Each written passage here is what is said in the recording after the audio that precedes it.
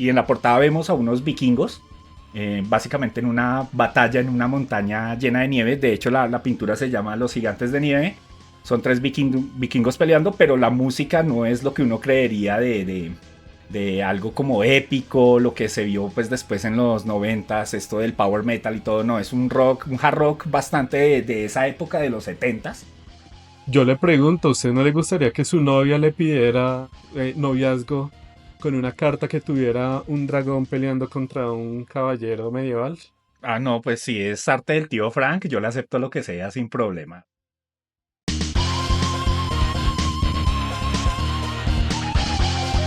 Agenda de extinción.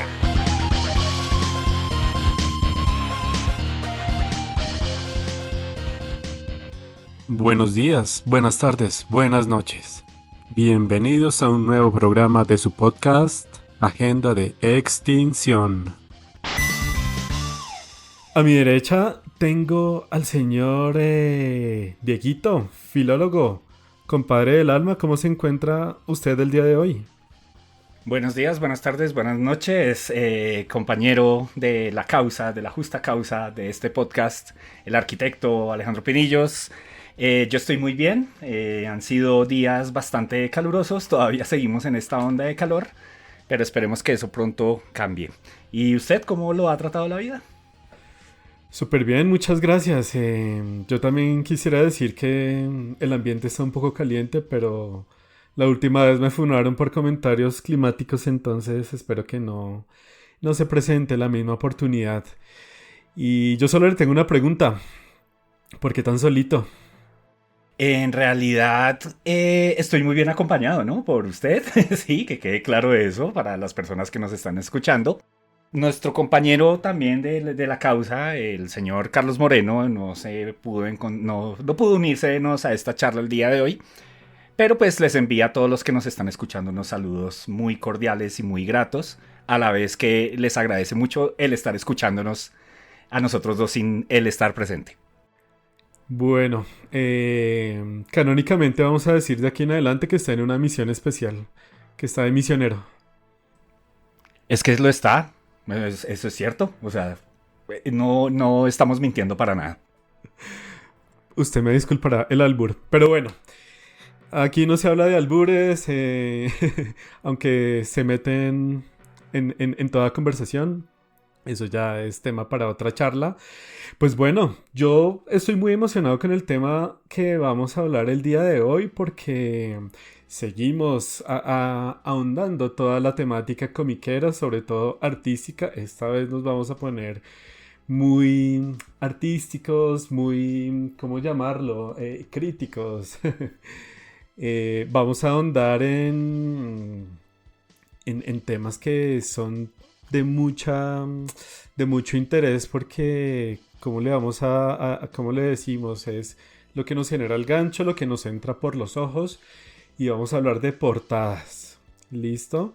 Claramente las portadas, yo no sé, mi abuela me decía nunca juzgue un libro por su portada, pero yo no podría irme a una librería sin sentirme atraído por todo lo que encuentro ahí. No podría pasar por una droguería, sí, no podría pasar por una biblioteca sin empezar a encontrar todas las portadas o todas estos, incluso afiches promocionales, toda esa dopamina de información que nos llega a través de los ojos.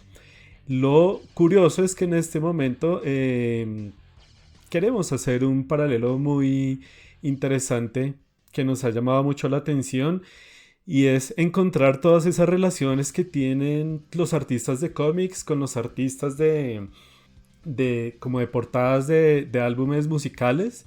Ya nos vamos a dar cuenta que sobre todo esto se da en álbumes de rock y de metal sobre todo. Pero pues muy interesante empezar a ver qué relación tienen porque, spoiler, desde ya están bastante ligados.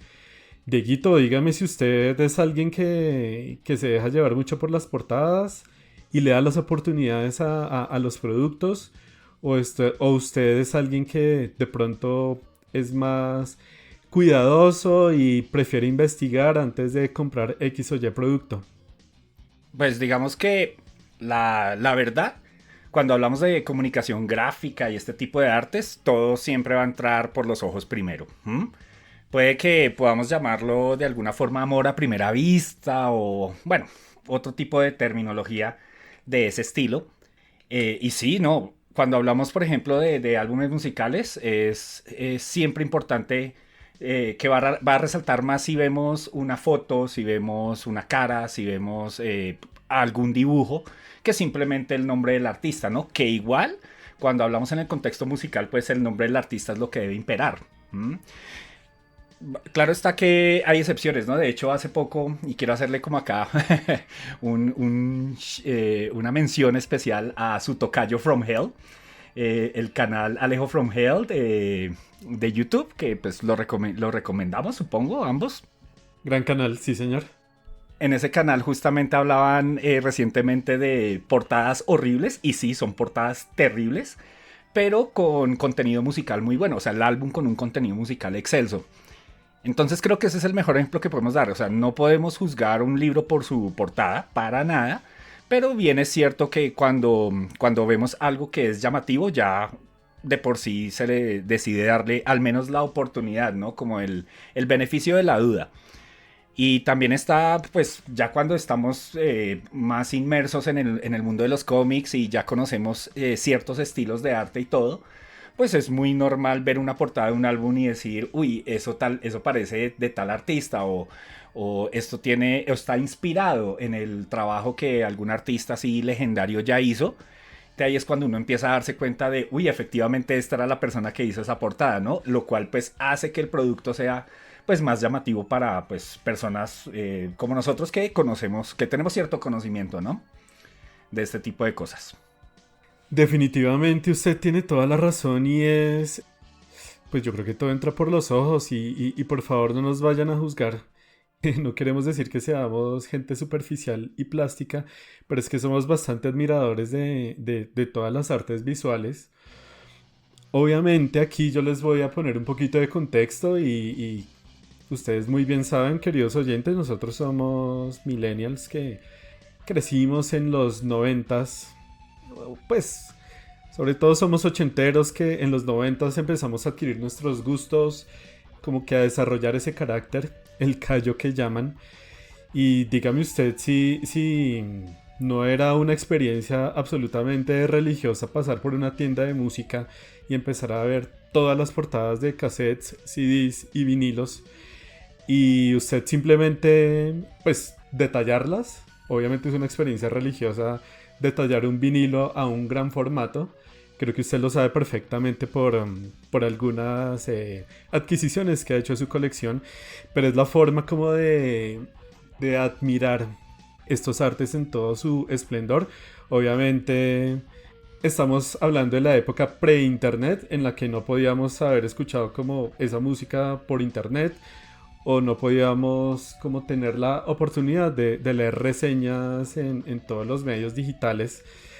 Afortunadamente en esa época habían ciertas cabinas que tenían unos audífonos para usted poder llevarse una muestra de la que estaba ahí, pero básicamente usted tenía que llevarse por la música.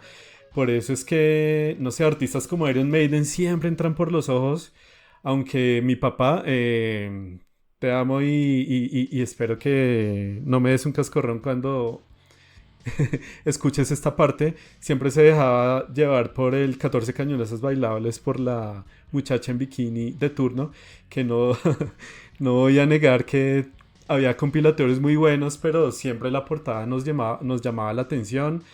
En las bibliotecas también, aunque un libro es algo más denso y uno siempre podía tener como una sinopsis en la parte de atrás, pero definitivamente era lo que siempre nos llamaba la atención. Y dígame usted, Dieguito, si cuando usted se iba a Betatonio pasaba horas y horas detallando las portadas de las películas, de los videojuegos, más o menos hacíamos en acción viva lo que ahorita hacemos con el catálogo de Netflix y parecidos. Sí, no, es muy cierto eso, porque pues, era una forma sencilla de entretenimiento, por decirlo de alguna forma, más que el poder alquilar alguna película o algún videojuego o inclusive poder comprar un álbum. Era simplemente, era un plan que uno perfectamente podía concebir en su tiempo libre y realizarlo sin ningún problema. Y sí, efectivamente había portadas que sobresalían más que las otras, así tuvieran a la muchacha en bikini. Sí, eso siempre va a ser llamativo, pues apelando a los gustos. ¿Mm?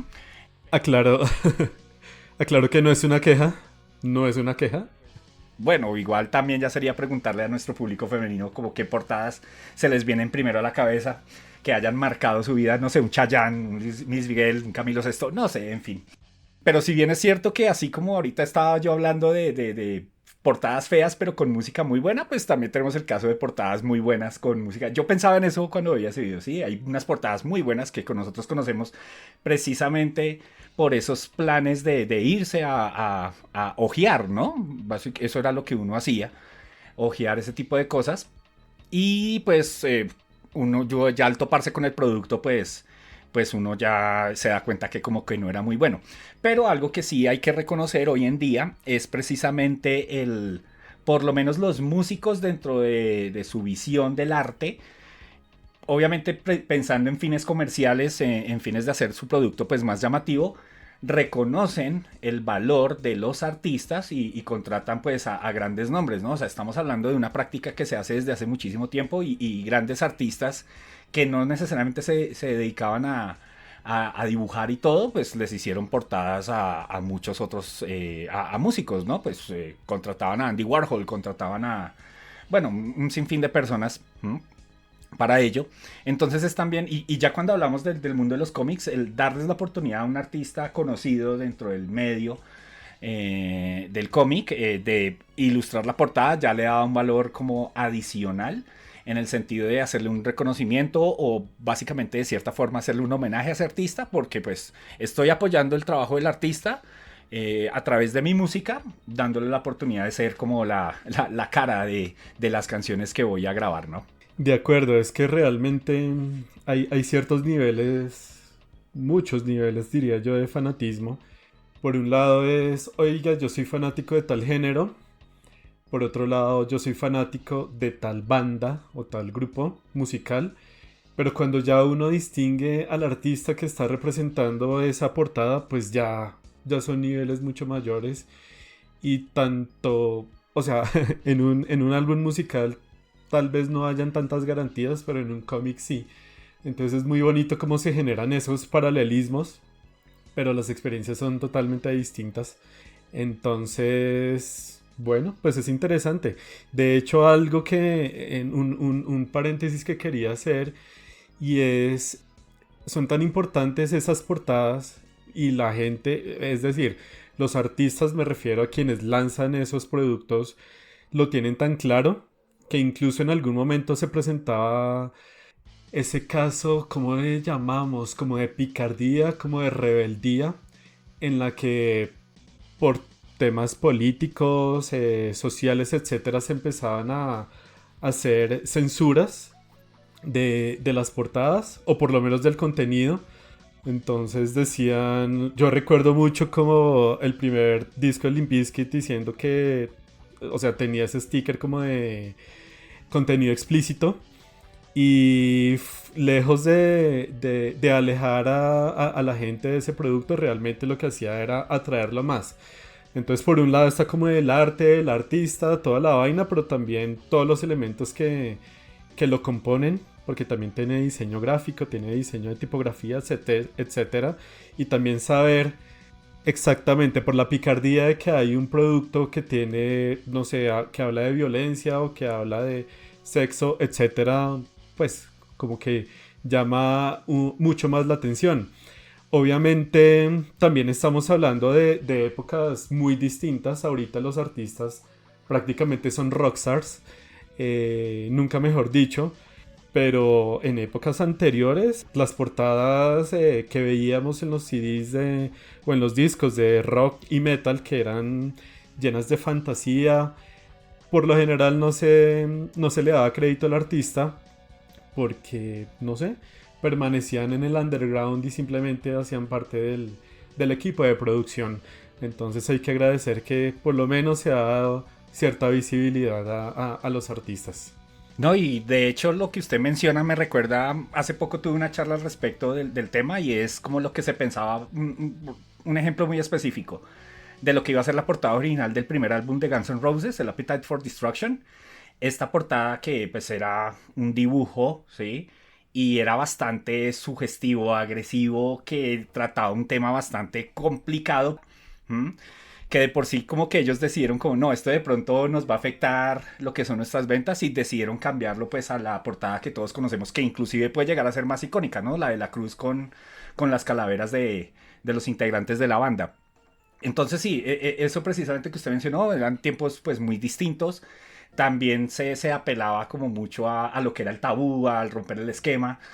Y pues ya llegamos al día de hoy que ya es todo tan normalizado, por decirlo de alguna forma, en el sentido de que todos se conocen entre todos, ya hay artistas que antes eran como muy poco conocidos y ya al día de hoy precisamente uno tiene la oportunidad de ir a convenciones y todo y son unas filas larguísimas para esos artistas y pues hoy en día que ya todo se ha vuelto tan mainstream, tan masificado, por decirlo de alguna forma, que pues todo lo que son lo que eran originalmente los medios impresos y se mantenían allí, pues ya se han ampliado a otros medios, ¿no?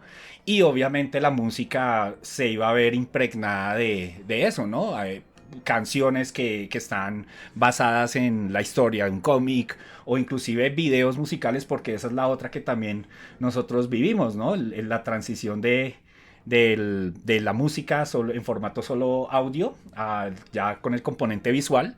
Entonces, pues algo muy sencillo también para atraer la atención y hacer el video más llamativo era pues apelar a lo que eran las artes, ¿no? Las artes gráficas. Bueno, pues sí, o sea, qué mejor prólogo que lo que usted está diciendo.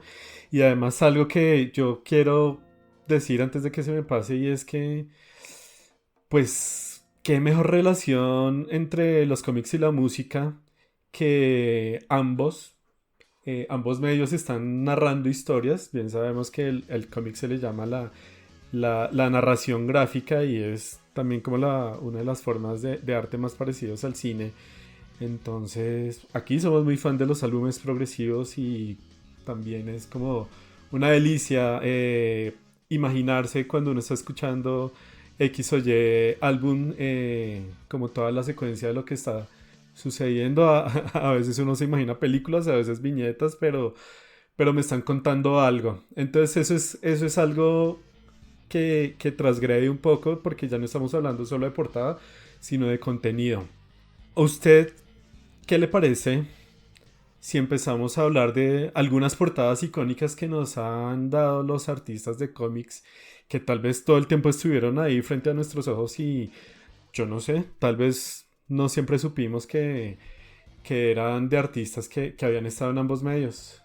No, es que de por sí, antes de empezar a hablar de este tema, qué pena, señor arquitecto, quiero hacer esta mención especial porque estoy seguro que nuestro compañero que no se encuentra presente la haría sí o sí, que ya hoy en día llegamos al punto en el cual un artista de cómic es capaz de crear su propia banda musical. Y estamos hablando del caso de Gorillaz, ¿no?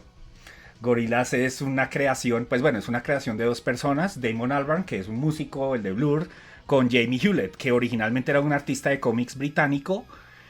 Su éxito más famoso fue este cómic llamado Tangirl. Pues los dos dieron por casualidades de la vida, terminaron viviendo juntos y se cansaron precisamente de lo plástico que se veía las bandas de hoy bueno, de esa época, que estamos hablando igual de hace pues, perfectamente ya 20 años, ¿no? Se cansaron de toda esa plasticidad, entonces decidieron crear su banda virtual. Entonces, mientras que Damon Albarn se encargaba de la parte musical, pues Jamie Hewlett se encargaba de toda la parte gráfica. O sea, todo lo que vemos hoy en día de Gorillaz parte de la concepción de un artista de cómics. Y de cierta forma la gente normaliza o inclusive pasa por alto ya. Ah, sí, Gorillaz es una banda así como 3D o una banda de muñequitos. Y no son conscientes que el producto como tal viene de por sí de un artista de cómics, ¿no? Entonces, pues sí, eso quería decirlo porque yo sé que esta banda le encanta a nuestro compañero que no está presente, pero estoy seguro que él haría ese comentario sí o sí, pues lo haría de mejor forma que yo lo acabé de hacer, ¿no? Que quede claro y quizás oigamos de él al respecto en algún, no sé, una fe de ratas o bueno, lo que sea que queramos decir. Y sí, no, hay un sinfín de portadas así súper icónicas y es que también estamos hablando de artistas de los 60s, 70s que tuvieron la oportunidad de crear portadas para discos y estamos hablando de nombres grandes bueno, yo nunca he sabido pronunciar esto, Hergé, el creador de Tonton, ¿sí? No sé realmente cómo se pronunciaría, pues es el seudónimo, ¿no? Pues Hugo Pratt, también el creador de Corto Maltés, que eso también me di cuenta mucho, pues básicamente recientemente que Hugo Pratt le había hecho una portada a una artista brasileña, a Gal Costa, que me gusta. Cuando vi la portada yo efectivamente dije, sí, eso es Hugo Pratt. Y pues otros muchos nombres así como pues Neil Adams, Richard Corbin, ¿quién más podríamos decir? Bueno, Dave Gibbons. Muchísimos han tenido que ver, han tenido la oportunidad de ilustrar portadas o inclusive los mismos artistas. Y sí quiero empezar como por estas portadas. Los mismos artistas toman ya un trabajo hecho por el artista y lo adoptan como la cara de la portada de su álbum. Así la música no tenga nada que ver con eso. El primer caso que se me viene a la cabeza es el que nosotros cariñosamente le decimos nuestro tío Frank, el tío Frank Frazetta. Luego quizás contemos esa historia de por qué es nuestro tío. Es que es nuestro tío, o sea... Es nuestro tío. Por favor. Es el tío, es el papá de los pollitos. Por favor, más respeto. Sí, nuestro tío Frank Frazetta, de por sí hay una banda en los 70s llamada Dust, sueca, si no estoy mal era la banda.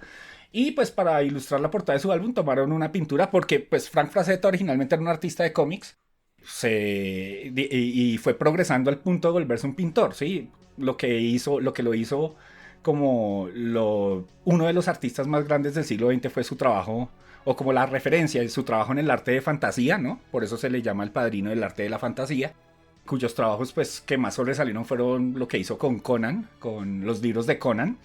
Y a partir de ahí, pues él ya se creó su carrera y ya fue un pintor. Y una de esas pinturas fue la que este grupo tomó como portada de su álbum. Y no es que. Y en la portada vemos a unos vikingos, básicamente en una batalla en una montaña llena de nieve. De hecho, la pintura se llama Los Gigantes de Nieve.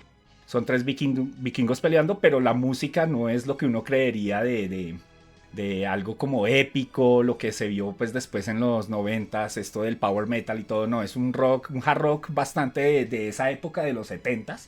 Y de por sí también hubo muchas bandas que tomaron arte, pues eso es lo que yo creo, ¿no? Sí, no sé si contrataron al mismo Frank Frazetta para ¿qué? Para hacerle sus portadas. Porque bien el mismo tío dijo alguna vez que él, por ejemplo, para los libros de Conan, él no es que leyera los libros y creara como las imágenes de los mismos, las portadas, sino simplemente él como que se dejaba llevar por la imaginación y que coincidían a veces, sí, coincidían.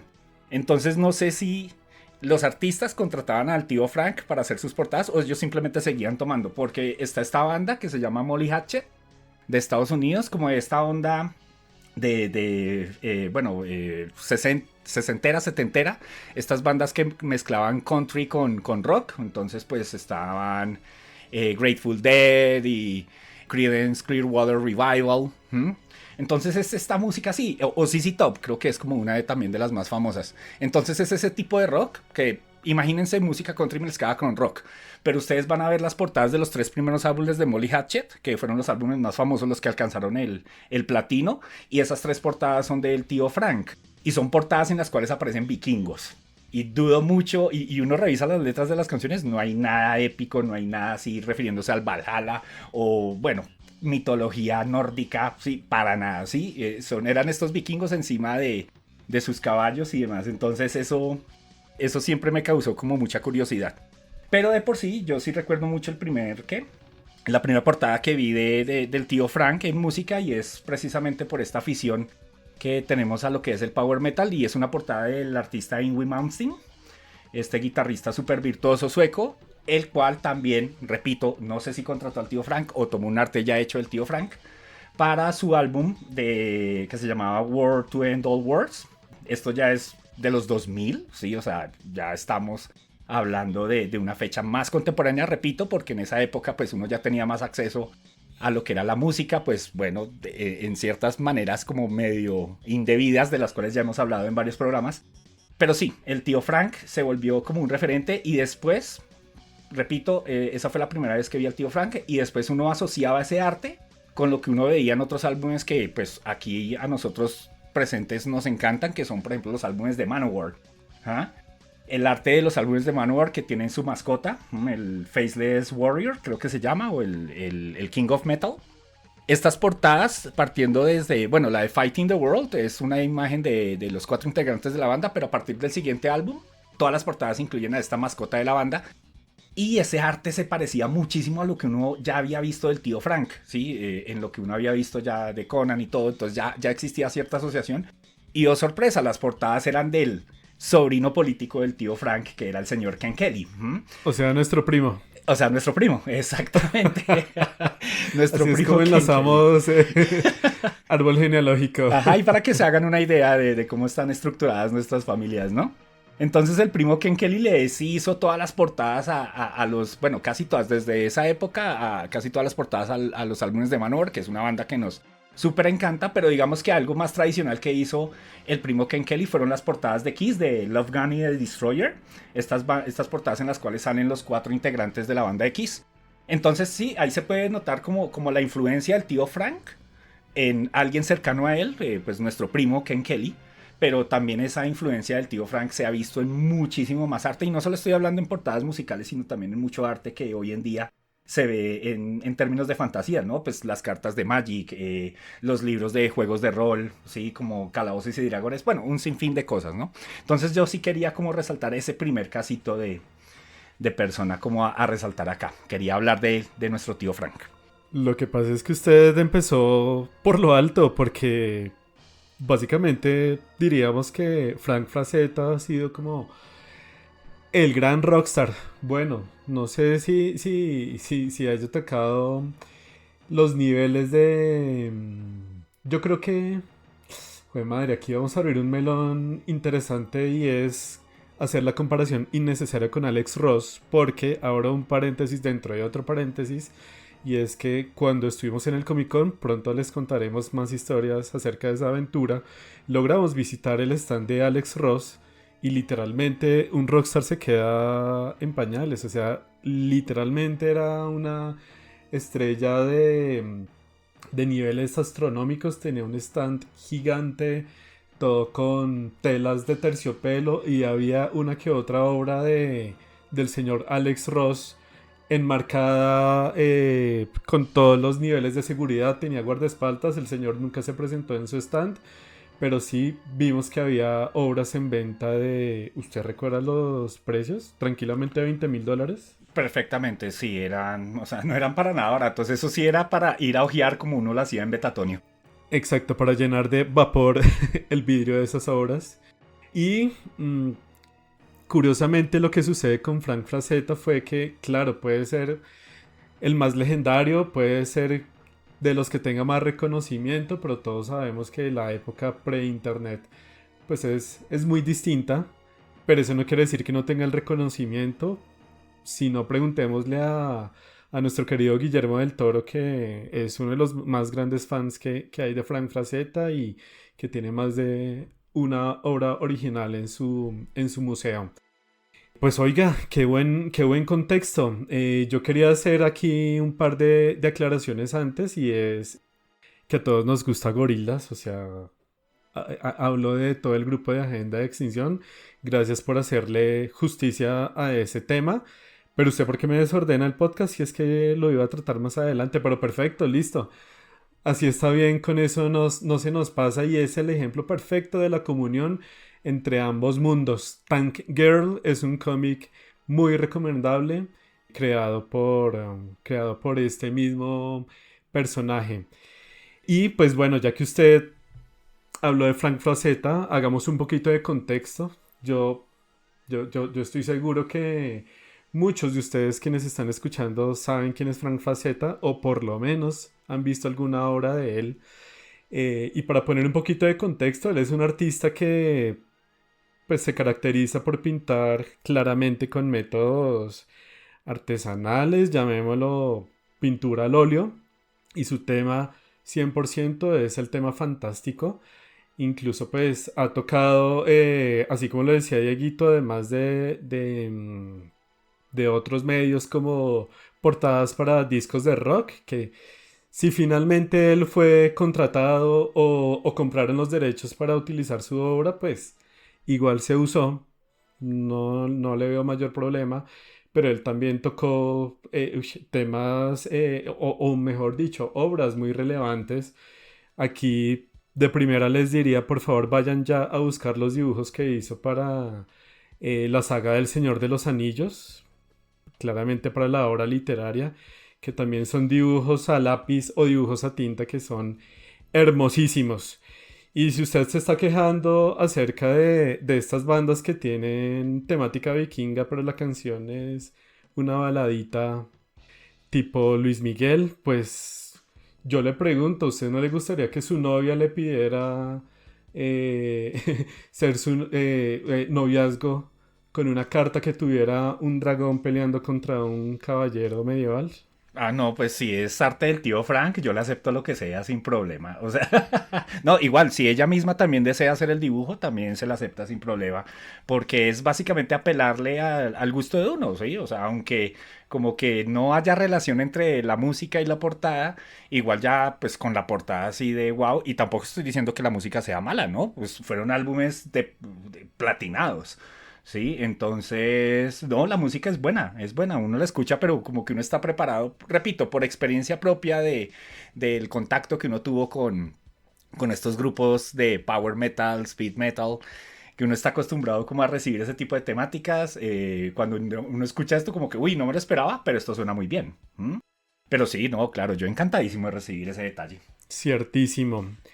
Y pues claramente los artistas que vamos a seguir nombrando de aquí en adelante están parados sobre hombros de gigantes.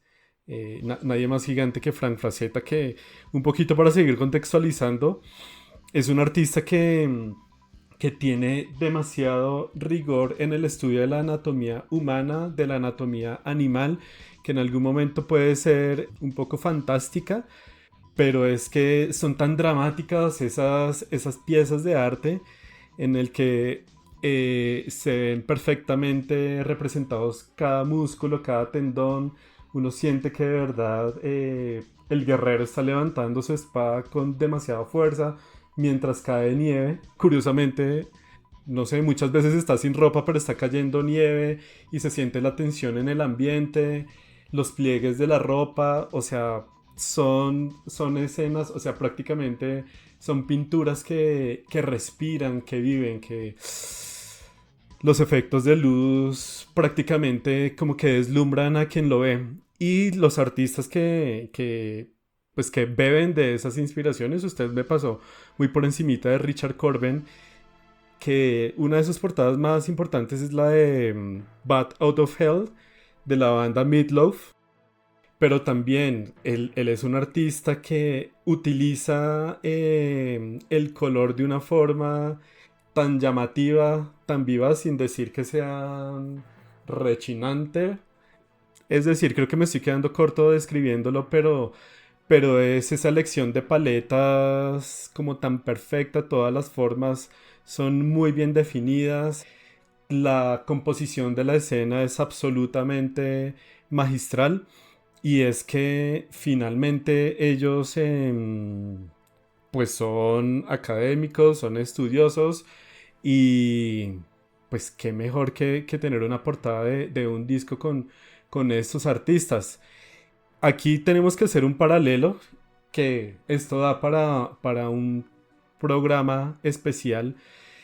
Y es decir que si los artistas de alguna forma participaron en la revista Heavy Metal, es porque es un artista digno de portada de álbum de música. La revista Heavy Metal también, si ustedes han vivido todos estos años debajo de una piedra, es un magazine que se caracterizaba, pues primero no le importaba el tema de superhéroes, sino todo el tema fantástico, todo el tema sci-fi, tener a los artistas como punta de lanza, no necesariamente del cómic americano, que nos encanta el cómic de superhéroes, pero sí los artistas europeos incluso que tenían mejor representación de la figura humana, de acción, y que finalmente no se querían ahorrar nada para contar historias violentas, historias con sexo. Esta revista no tenía, no era censurada. Entonces, pues aquí vamos a encontrar demasiados artistas que han participado en esta.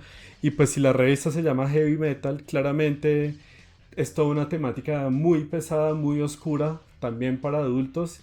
Y que definitivamente es algo que uno, pues pónganse en los zapatos de alguien que está empezando a descubrir el mundo del cómic y de los artistas, pues es absolutamente maravilloso y muy interesante pues de ver.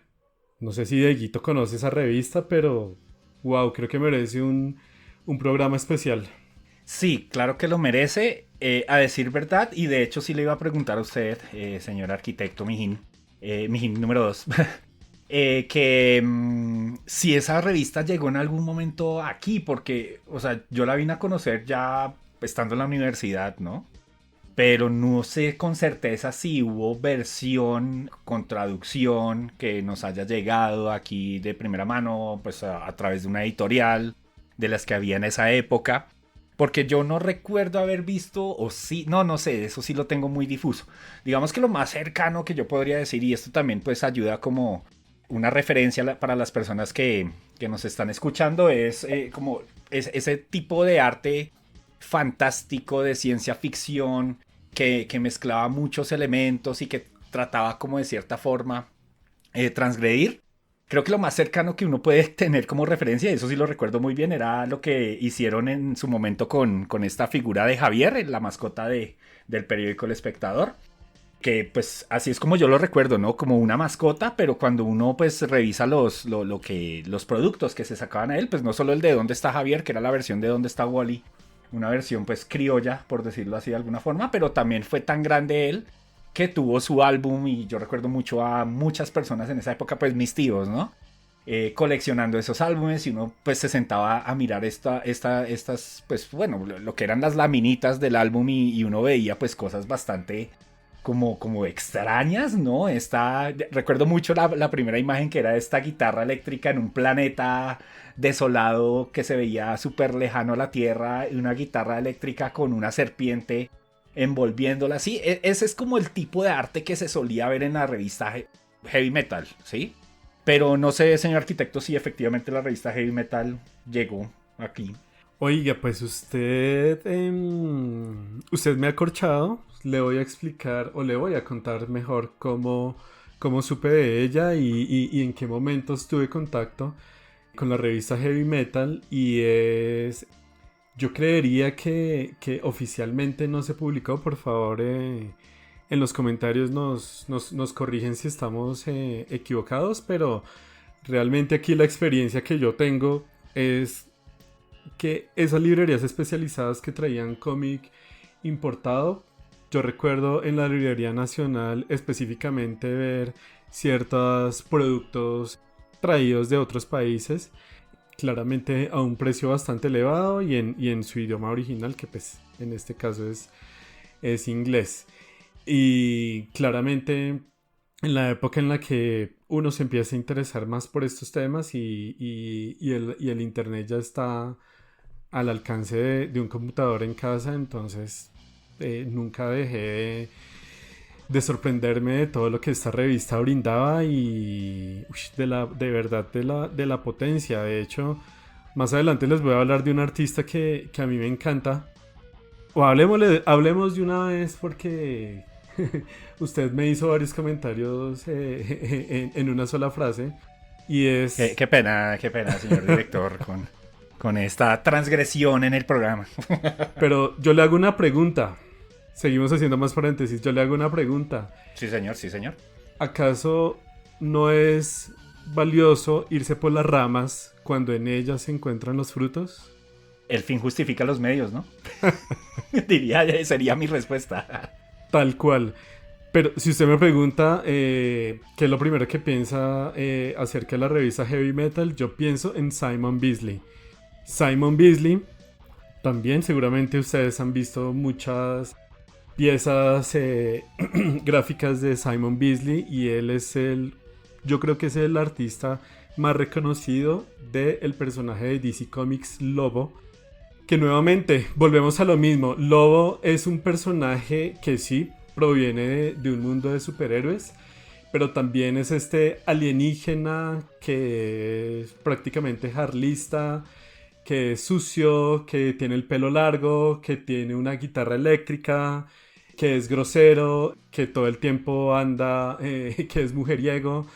Y pues Simon Bisley también fue artista durante mucho tiempo y de los más renombrados de la revista Heavy Metal, en la que tenemos ese arte sci-fi, que no es el sci-fi bonito, o sea, nunca se vayan a imaginar a Citripio, sino ese sci-fi sucio, lleno de óxido, en planetas llenos de basura, es ese sci-fi que es interesante porque es transgresor, como usted lo acaba de decir. Curiosamente, datico curioso, una de sus obras más importantes, además de Lobo, además de todo lo que hizo en Heavy Metal, además de Judge Dredd, el juez, como lo llamamos por acá, es nada más y nada menos que una interpretación de la Biblia, no escrita, sino la Biblia representada en, llamémoslo, en sus escenas más importantes. Y por favor no se me ofendan, esto es simplemente una interpretación que él hace, muy respetuosa, pero pues es que la Biblia también tiene mucha riqueza en personajes, en demonios, en ángeles, es muy dramática. Entonces es algo que no se pueden perder, la Biblia de Simon Bisley. ¿Sabía usted, Dieguito, que eso estaba ahí? Y ya vamos por el tema de Javier Rockstar. No, realmente no. Y pues qué pena con usted y con nuestro compañero que no está presente y también con las personas que nos están oyendo. No tenía ni idea de ese trabajo de Simon Bisley. Pues sí estaba familiarizado con lo que él había hecho en Lobo, en la revista Heavy Metal, pero ese trabajo en particular de él, si no lo tengo presente, no lo conozco. Perfecto, y es que además, como usted lo decía hace un rato, prácticamente el arte del artista muchas veces es muy difícil de separar.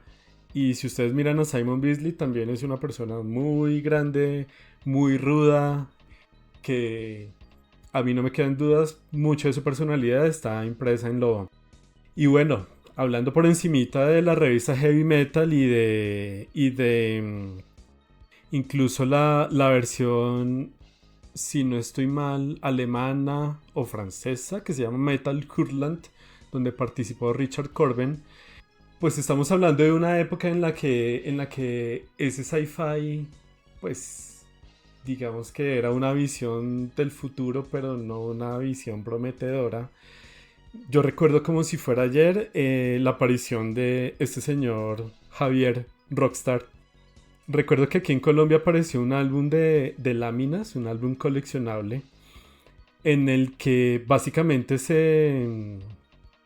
digamos que tenía un lore, tenía una historia, ya que usted hablaba de Javier buscando su guitarra. Entonces, él era un personaje, pues que era un rockero, yo creo que ese man era Rolo. Utilizaba Converse, cada una de un color distinto, pero estaba como viajando a través del mundo, de la galaxia, incluso me atrevería a decir de multiverso, según lo recuerdo, buscando su guitarra y todo el tiempo haciendo alusión como a hechos históricos, como encontrándose con personajes importantes. De hecho, en algún momento se hizo un tributo, una sátira, lo que sea, a la revista Heavy Metal, en el que en el lore de Javier Rockstar él participó y salió en la portada de la revista Heavy Metal. Entonces, recuerdo como si fuera ayer que era esa época tan noventera en la que prácticamente todos los productos comerciales tenían que tener una mascota. Sea un banco, sea un pan, sea una marca de papel higiénico, todos tenían que tener una mascota y esa era una mascota de, si usted no, si usted me corrige, creo que era patrocinada por Pepsi. Sí, era uno de los... Aparecían varios productos ahí. Una lluvia de product placement, pero sí, era más que nada de Pepsi. Exacto, y hay que aplaudir demasiado pues como el esfuerzo de los creativos colombianos de representarlo con ilustraciones que son, claramente en esa época todo era muy manual, pero también que evocaba mucho a la fantasía. Bueno, pues yo estoy muy, muy contento con este impulso que nos tomamos, pero yo creo que en este momento necesitamos una pausa. ¿Qué dice Dieguito? Sí, claro, no hay ningún inconveniente. Sí, yo con gusto y pues vamos a ver qué sucede en esta pausa, ¿no?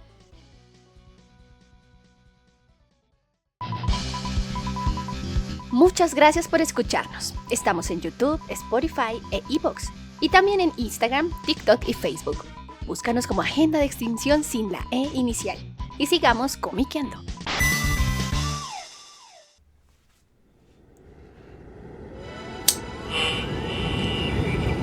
¿Me escuchan? ¿Me escuchan? Compas, en este momento estoy en un lugar cuya ubicación no puedo revelar, pero tenía que pasar rápidamente para hablarles de uno de los ilustradores más famosos del siglo XIX, Gustave Doré. Gustave Doré es reconocido por sus ilustraciones del Quijote, la Biblia y tal vez uno de sus más famosos grabados, las ilustraciones para la Divina Comedia. Sus escenas del cielo y el infierno han servido como inspiración para varios grupos de black metal como Emperor y Dimmu Borgir. Gran parte de la obra de Doré en este momento es del dominio público, lo cual facilita a que esté en las portadas de varios de los grupos antes mencionados.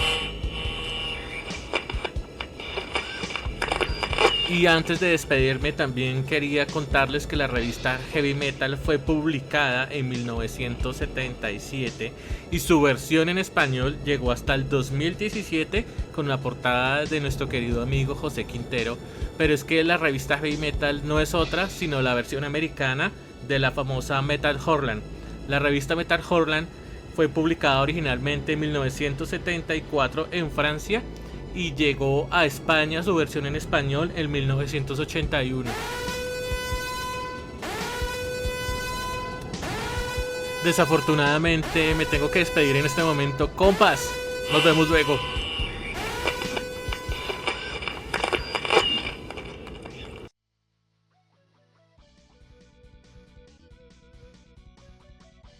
Bueno, regresamos de esta pausa y merecida descanso. Ustedes no me lo van a preguntar, pero yo me escabullí por mi computador y les dejé una playlist con algunas de las portadas más relevantes de las que hablamos en este episodio para que usted que está ahí detrás de este micrófono y quiere indagar un poquito más pueda darle una mirada a las portadas y de paso escuchar buena música. Aquí recomendamos buena música, no solo nos vamos a través de las portadas. Dieguito, oiga, a mí me van a matar si yo no menciono a Boris Vallejo. Nuestro amigo peruano, Boris Vallejo. Tiene jiribilla esa declaración, pero sí, el señor Boris Vallejo nació en Perú, digamos que tiene nacionalidad estadounidense, pero es un orgullo latinoamericano, que hijo de madres. Boris Vallejo también es otro de esos personajes que también está muy inspirado por la obra del tío Frank Frazetta. Y también es de esos artistas que hemos visto demasiado, yo sé que en muchos productos, pero nuevamente con ese tema de que los productos no siempre tienen crédito, entonces como que se nos pasa de largo. Entonces Boris Vallejo bien lo dijo Dieguito, es un artista que también tiene un estilo de pintar, pues de arte muy parecido. Él también pinta al óleo y digamos que su temática está muy centrada en todo lo que es la fantasía y sobre todo erotismo. Y digamos que porque es una figura y un rockstar en ese aspecto también, porque él se ha movido muy bien entre ambos mundos. Ya lo dijo usted, además de los cómics y las portadas de álbumes, también ha hecho calendarios pues, que pone a la venta, arte para juegos de tarjetas y pues qué más importante que decir que estuvo en Tarzán, que estuvo en Conan y que ilustró una de las portadas de uno de mis artistas favoritos que es Ozzy Osbourne. Él ilustró The Ultimate Sin. Son cosas de las que yo me entero mucho tiempo después, pero doy gracias al Padre Universo por enterarme de estas cosas. Y lo más interesante es que él sigue trabajando y que sigue vendiendo, o sea, hace encargos y también vende arte original. Ustedes, o sea, se van a caer de la silla al darse cuenta que en su página también vende arte original de más de $10,000 y pues yo creo que lo vale. Y aquí lo que lo hace más especial a él y es que está casado con Julie Bell, que es una artista que yo también conocía de antes, pero lejos de imaginarme que estaban casados. La señora Julie Bell, también estadounidense, y no le dio por otra que ser físico-culturista. Entonces, pues además de ser la inspiración del viejo Boris, pues es la principal modelo de todas sus obras, que ya dijimos por ahí que tienen alto contenido erótico. Pero Julie Bell también, pues no es solo reconocida por eso, sino que también es tremenda artista. Ella pues también trata temas de fantasía, pero también tiene como toda una corriente de dibujos pues de animales, unos cuadros de caballos, de tigres, o sea, son unas obras impresionantes y ella ha estado pues no tanto relacionada con los cómics, pero sí también mucho con muchas obras comerciales tipo Old Spice, tipo Nike, Toyota, etc. Y le contaba al señor Diego fuera de micrófonos que también ilustró la portada del Demon's Crest de Capcom que salió para Super Nintendo hace tranquilamente 30 años. Una portada que toda la vida hemos tenido al frente nuestro. ¿Usted quiere agregar a alguien más a este listado, a nuestro Hall de la Fama? Pues sí quería hacer una mención también como para retomar el tema y ayudarle a usted, señor arquitecto y director, a volver a la ruta que estábamos llevando. Y fue precisamente lo que se habló de Alex Ross. Recuerdo mucho precisamente el Comic Con del 2015, en esas ojeadas, en esas pasaditas que uno iba ahí a su stand, si es que eso le puede llamar stand, porque es que en realidad era una galería, ¿no? Y en esa galería pues sí había obras bastante caras, pero recuerdo mucho unas que eran unos pósters de los Beatles, hermosísimos, hermosísimos esos pósters. Y después, precisamente ya cuando uno se adentra más en estas cosas del arte y todo, pues me vine a enterar que precisamente fue en ese Comic Con del 2015 cuando él lanzó esas portadas, bueno, esas ilustraciones, más bien esos pósters de los Beatles, obviamente pues con el permiso oficial de la banda y todo. Entonces pues ahí ya uno empezaba a ver como esa relación, y es que ya para esa época ya se conocía lo que había hecho Alex Ross en cuanto a portadas de música, ¿no? Y tenemos estas 4 portadas de estos 4 álbumes de una de las 4 bandas estadounidenses más grandes del thrash metal, que es Anthrax.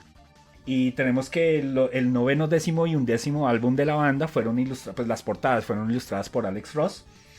Y también un álbum en vivo que ellos grabaron, que es una portada bastante pues, peculiar porque tiene como un personaje muy parecido al Capitán América. Sí, este álbum que se llama Music of Mass Destruction. Y es precisamente este personaje, el Capitán, imagínense el Capitán América, pero con el logo de Anthrax en vez de la A en su escudo y en su frente. Pero es idéntico al Capitán América. Y usando su escudo, con el logo de Anthrax, sigo diciendo, y destruyendo el título del álbum. Sí, que es algo muy normal en las portadas de cómics. Ya hemos hablado de eso en las portadas de X-Men y en muchas otras portadas que vemos como la interacción del mismo arte de la portada pues tiene un impacto en el titular del mismo. Entonces eso mismo pasa con este álbum, ¿no? Entonces esta banda contrata a Alex Ross, y ahí sí podemos decir que lo contrata pues porque son portadas que incluyen a los miembros de la banda, y pues el estilo de Alex Ross, que es este estilo muy, pues no sé cómo llamarlo, realista. Bueno, es un estilo muy Alex Ross, repito. Uno ve el arte de Alex Ross y dice, eso es Alex Ross, ¿sí? Uno ve el inicio de la película de Spider-Man, eso es Alex Ross. Y efectivamente, porque es un estilo bastante particular, que en realidad es una de las cosas más grandes que puede haber hoy en día. Y sí me gustó mucho el paralelo que hizo el señor arquitecto con Frank Frazetta, porque es como más o menos como la misma onda de estos artistas que ya como que trascienden, es la palabra que estaba buscando. Trascienden y sí, básicamente podríamos decir de cierta manera que Alex Ross, el maravilloso Alex Ross, es de cierta forma una especie de Frank Frazetta hoy en día. Un pequeño contexto, Alex Ross, solo les digo 2 obras de muchas que tiene. Por un lado Kingdom Come de DC Comics y por otro lado Marvels de Marvel Comics. O sea, ya con eso Alex Ross suelta el micrófono al estilo Obama. Y sí, pues obviamente acá somos muy fanboys de muchas cosas. Creo que el origen de este podcast tiene mucho que ver con todas esas aficiones específicas, cosas que son tanto muy populares como otras cosas que son muy de culto. Y acá también podemos hablar de artistas muy específicos que puede que las personas que nos estén escuchando reconozcan. Y si no, no hay problema porque es bastante fijo. Si por ejemplo son amantes de la música, pues van a reconocer, ¿no? Por ejemplo, el primero de ellos del que sí quisiera hacer como mención, porque pues hizo varias portadas, pues bueno, varias no fueron tantas tampoco, pero sí hizo algunas portadas para algunos álbumes, pues el señor Gregory Capullo. Greg Capullo, que fue el artista con el que, bueno, McFarlane, y es necesario volver a hablar de Spawn, y seguimos hablando de Spawn, y creo que en todos los programas hablamos de Spawn o se menciona Spawn, porque así de importante es Spawn en nuestras vidas. Entonces tenemos a Spawn, la creación de Todd McFarlane, que él inició ilustrando, luego pues le pasó la batuta a Capullo, que era un artista que venía también de Marvel, de X-Force y todo, un grandiosísimo artista que marcó nuestras vidas, porque pues literalmente yo creo que crecimos al lado de Greg Capullo. Y él también hizo ilustraciones para álbumes de, por ejemplo, la banda Iced Earth, una banda que pues bueno, hoy en día está como de capa caída por ciertos asuntos políticos del líder de la misma, pero pues Greg Capullo les ilustró un álbum, el Something Wicked This Way Comes, es un álbum que me gusta mucho, y también en la misma portada se alcanza a ver la firma de Capullo, entonces ahí es cuando uno se da cuenta, uy, esto fue él. Y después también le hizo una portada Disturbed, que básicamente es de este álbum, el 10,000 Fists, que es la mascota de Disturbed, liderando una multitud, ¿no? Esto también es arte de Greg Capullo. Siguiendo con la onda de Disturbed, entonces acá estando, cuando ya empezamos a darnos cuenta que dentro de las mismas bandas hay aficiones específicas y los mismos miembros de la banda aceptan abiertamente que son pues muy fanáticos de los cómics y tienen sus colecciones. Por ejemplo, así a modo de dato curioso, Kirk Hammett, que es el guitarrista, bueno, no sé si es como el líder porque es el que hace los solos. El guitarrista de los solos de Metallica compró una obra del tío Frank Frazetta en $1 millón. Entonces Kirk Hammett sabía quién era el tío Frank Frazetta y gastó todo ese dineral pues para tener una de sus obras, ¿no? Y tenemos, por ejemplo, sí, casos así específicos de personas que son... Bueno, no, perdón, estoy hablando de artistas que tienen esta afición hacia los cómics. Y por ejemplo Disturbed, que en su álbum que ya mencioné había contratado a Greg Capullo para su siguiente álbum, pues contrató a nadie más y nada menos que a David Finch, que es otro artista que nosotros veneramos. Pues el señor arquitecto nos puede dar más datos si queremos de David Finch, o inclusive en algún programa pues hablaremos con más profundidad al respecto de él. Básicamente yo lo llamaría que es el discípulo de nuestro amigo Silvestri, el amigo Silvestri, que fue, sí, básicamente Silvestri le pasó la batuta, así como McFarlane le pasó la batuta a Capullo, pues Silvestri le pasó la batuta a David Finch. ¿Mm? Y él les ilustró el siguiente álbum que hicieron, el Indestructible, que también pues aparece en la portada así en primerísimo plano la mascota, y ya tiene como es una portada que me recuerda mucho a las de Manowar, de hecho, porque es este primerísimo plano de la mascota, musculosísima, de cierta forma también evoca pues lo que ya habíamos hablado, el arte del tío Frank, el arte del primo Ken Kelly. ¿Mm? Y sí, entonces uno empieza a ver como estas cosas. De hecho, así como también para darle la palabra aquí a mi compañero, que estoy seguro nos puede dar como más ejemplos específicos. De hecho, uno ve, por ejemplo, hoy en día las redes de Greg Capullo, y uno lo ve más por ejemplo, en su cuenta de Twitter o cuenta de X, montando más videos de él haciendo solos de guitarra que haciendo pues dibujos de su propio arte, ¿no? Entonces también vemos esa afición de los mismos artistas por la música a la cual ellos deciden pues ilustrarle las obras. Y también repito, acá podemos quedarnos toda la noche hablando de artistas en específico y sus trabajos en particular. También quiero resaltar pues que no solo en el ambiente del género del rock o del metal se vieron estas portadas. Hay un artista que nosotros también veneramos, y si no hemos hablado de él aún, hablaremos a futuro muchísimo, que es el señor Chris Bacalo. Y el señor Chris Bacalo tiene solo una portada, pero ya está en el género del hip hop, ¿sí? Para un álbum producido por Wu-Tang, que se llama Wu Massacre, y es una portada que, repito, uno ya conociendo el arte de Chris Bacalo y siendo fanático de él, uno ve la portada y dice, uy, eso es Chris Bacalo. Y efectivamente lo es. Entonces también tenemos mucho trabajo que se ha hecho en otros géneros, en especial en hip hop. En hip hop se pueden encontrar muchos trabajos de artistas también así conocidos. Entonces sí quería como hacer esos comentarios así en específico de estos tres artistas. Oiga, pues qué qué buena seguidilla se acaba de echar usted. Pues sí, pues la verdad es que son artistas que nos gustan mucho y que realmente tienen que ver más con el mundo del cómic americano, del que estamos tan enamorados. Pues hay también pequeños contextos, aunque usted ya lo mencionó bastante bien, David Finch, pues es de esos artistas que provienen de toda la oleada de Image Comics. Claramente está muy influenciado por ese estilo gráfico. Y él ha participado en Darkness. Y sobre todo donde más se hizo famoso, pues para el gran público, es en los títulos de Batman. Y claramente ya se ha dado una pasada por muchos títulos de Marvel. Hemos podido ver a Wolverine, a los Avengers. Y es un artista que está muy activo. Entonces, pues es una buena edición, y realmente uno piensa en David Finch y también como que compagina demasiado con Disturbed. Por el lado de Capullo, pues caray, él es tan aficionado a lo que hace como a tocar la guitarra, y a Zakk Wylde y a toda la huella de Black Label Society. También es un aficionado de hacer ejercicio y ponerse grande y fuerte. Entonces yo creo que se mantiene la espalda de Juggernaut. Sí, vaya, qué macizo.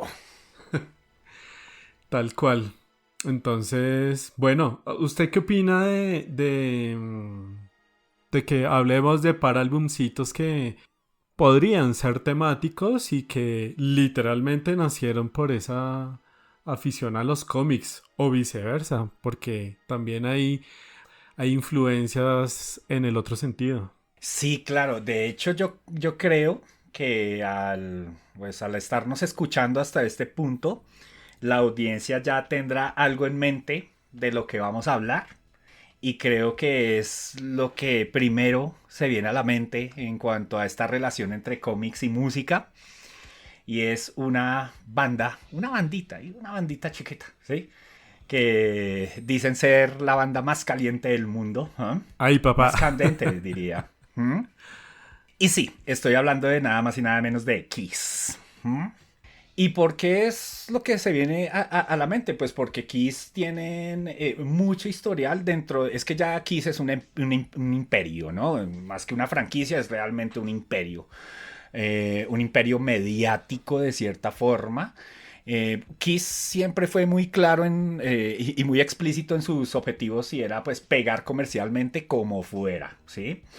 Y ojo, la música de Kiss me encanta, pues yo siempre he dicho que Kiss es una banda de grandes éxitos, ¿sí? En los álbumes hay unas muy grandes canciones y hay otras que pueden pasar por alto.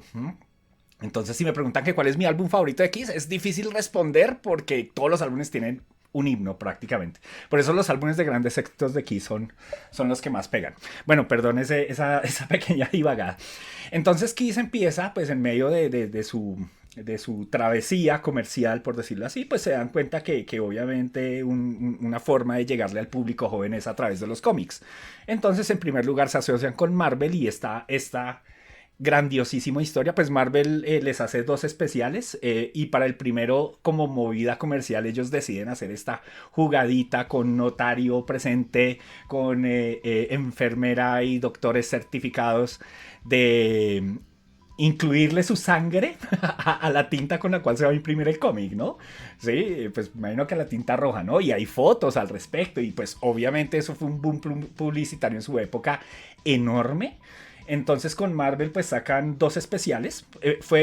La movida comercial fue para el primer especial de la banda, porque igual ellos ya habían hecho unos cameos pues licenciados en Howard the Duck. Estamos hablando de algo pues en los 70, ¿sí? A finales de los 70 fueron que ellos aparecieron en Howard the Duck. Luego pues Marvel les hace los especiales, ahí es cuando surge pues es que no es mito porque repito, si está notariado y todo, entonces sí es un hecho, ¿no? Pero pues obviamente el hecho de incluir su sangre y pues con un sinfín de número de ejemplares que se vendieron, pues la cantidad de sangre que puede haber en un cómic de esos pues es ínfima, ¿no? Es realmente Oye, minúscula. eso suena un poco satánico. Por favor, dígame que fue verdad y que no fue un mito y que... y que no se adquirían poderes o maldiciones al leer esos cómics. Oye, pues que lo diga la misma gente, quizás nuestras personas que están escuchando ya leyeron esos cómics y estén poseídas por alguno de estos entes, sí, místicos que hacen parte de la banda. En fin, sí, siempre han sido jugadas comerciales, siempre las he visto yo y creo que pues funcionaron, ¿no? Porque pues, repito, lo que ya habíamos, creo que la palabra transgresión es la palabra que más hemos dicho en este programa del día de hoy, pues eso es transgredir y eso es lo que más va a vender, ese tabú, ese romper la regla, ese ir más allá a fin de cuentas demostrar que precisamente pensamientos muy comunes de la época, como el que mencionó el señor arquitecto, pues no tenían sentido, o sea, pues porque eso no sucedía ya. Pues no faltaban las personas que sí les afectaba un poquito el coco con ese tipo de cosas, pero bueno, allá ellas. Entonces sí, estuvieron trabajando con Marvel bastante tiempo, casi 20 años prácticamente. Marvel pues le sacó pues estos especiales que ya mencioné, también le sacaron una revista, Kiss Nation, y en esa revista apareció pues un crossover con los X-Men. Ok, bien. Pero fue lo que hicieron después, lo que realmente es lo que se nos viene a la cabeza a todos en este tema de cómics y música, y es lo que fue Psycho Circus. Psycho Circus, que no solo es el título de un álbum conocido de ellos, un álbum bastante polémico a decir verdad. Pero bueno, este no es un programa sobre música, eso se lo dejamos a los especialistas. Un álbum bastante polémico, un álbum que en lo particular, pues voy a hablar sobre mí mismo. Es un álbum que estuvo presente en una época de mi vida y por más polémico que sea y por más criticado para mal que sea, realmente yo lo aprecio mucho ese álbum y creo que el señor arquitecto también podría decir lo mismo, ¿no? Pues, ¿quiénes son los que critican semejante maravilla para ir a romperle los vidrios de la casa? No, pues muchas personas, yo conozco muchas personas que dicen que no, es un álbum flojito, ¿sí? Pero yo digo, no, ¿cómo van a decir eso, sí? En fin, ese es otro tema, quizás, Yo no creo sé si que- lleguemos a grabar. Yo creo que el efecto de eso era que habían expectativas altas porque se estaba recuperando más o menos como el ADN Kiss, que eran maquillajes, que era la alineación pues gloriosa, pero también yo creo que es el efecto de esos 90s que le hicieron tanto daño al hard rock que prácticamente lo mataron por otros géneros que pues no vale la pena mencionar acá, pero yo creo que es como un efecto dominó y que si le pasó a Kiss, pues a todo mundo le pasó realmente. Sí, y es que también la producción del álbum fue muy problemática y yo creo que se nota también en la calidad mismo. Sí, dicen que solo fue una canción de ese álbum fue grabada por los 4 miembros, solo una de las 10 que creo que tiene ese álbum, solo fue grabada por todos. Y la demás se contrataron músicos que no se les dio el crédito. No, mejor dicho, pero o sea, que todos lavadero. es terrible. Sí. Qué chismógrafo se bueno. convirtió este podcast. Pero cuéntame más. No, básicamente Por favor. es eso, entonces... Por favor, dígame que la canción que grabaron los 4, o por lo menos se dice que grabaron los 4, fue Psycho Circus. No, no fue Psycho Circus. Y Ish. no fue We Are One. Y no fue... No fue... ay, se me fue el nombre de la canción. Ay, bueno. No fue ninguna de las más conocidas de ese álbum, ¿sí? No tengo más preguntas, su señoría. El hecho es que ese álbum salió en el 98, pero ¿qué sucedió? Un año antes, en el 97, Kiss decide, pues en el 97 estamos hablando ya de una Image hecha y derecha, una Image con mucho poder, inclusive hasta más grande que las grandes casas comiqueras de Marvel y DC.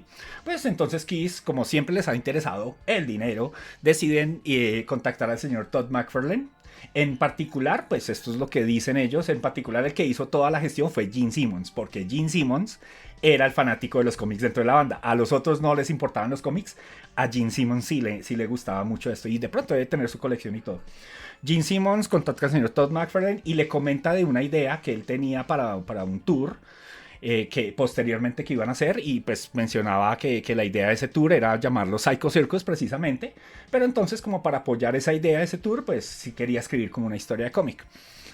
Entonces pues el señor Todd McFarlane pues obviamente estamos hablando de Kiss, o sea yo no le voy a decir que no a Kiss, por Dios. Y empiezan a trabajar en este cómic, un cómic bastante longevo, sí, estamos hablando de un cómic que inició pues bueno, para esa época, repito, sí, pues con muchos títulos que pasaron por desapercibidos.